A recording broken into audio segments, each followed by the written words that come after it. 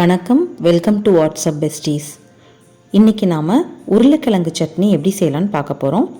செய்ய தேவையான பொருட்கள்: உருளைக்கிழங்கு 2, பெரிய வெங்காயம் 1, தக்காளி 1, பூண்டு 2 பல், தேங்காய் 1/4 மூடி, வரமிளகாய் 4, சீரகம் 1 தேக்கரண்டி.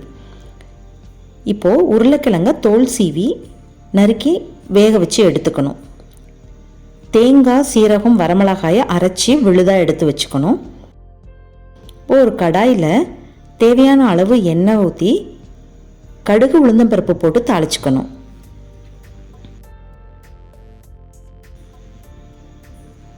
கருவேப்பிலையும் சேர்த்து தாளிச்சுக்கணும். இப்போ பொடியை நறுக்கி வச்சுருக்க பூண்டை சேர்த்து வதக்கிக்கணும். இது கூட பொடியை நறுக்கி வச்சுருக்க வெங்காயத்தையும் சேர்த்துக்கணும்.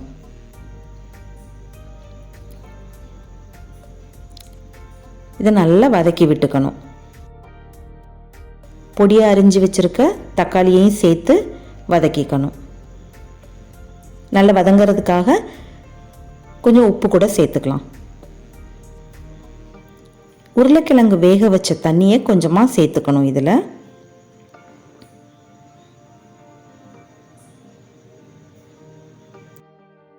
இப்போ வேக வச்ச உருளைக்கிழங்கை நல்லா மசிச்சு வச்சுக்கணும்.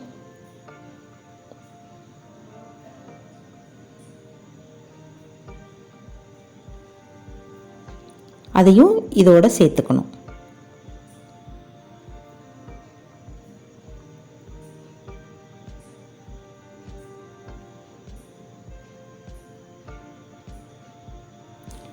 இப்போது தேங்காய் அரைச்சி வச்ச விழுதையும் இது கூட சேர்த்து நல்லா கலந்து விட்டுக்கணும். சட்னிக்கு தேவையான அளவுக்கு உப்பையும் சேர்த்துக்கணும். 2-3 கொதி வந்த உடனே இறக்கி வச்சிடணும்.